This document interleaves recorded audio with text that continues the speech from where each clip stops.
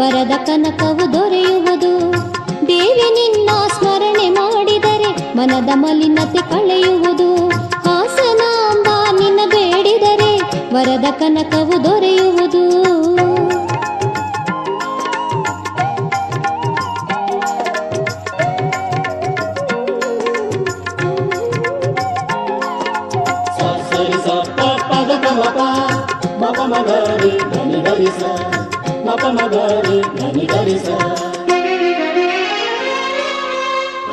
ಮಾತೆಯೇ ನಿನ್ನ ಮನದಲ್ಲಿ ಹರಿ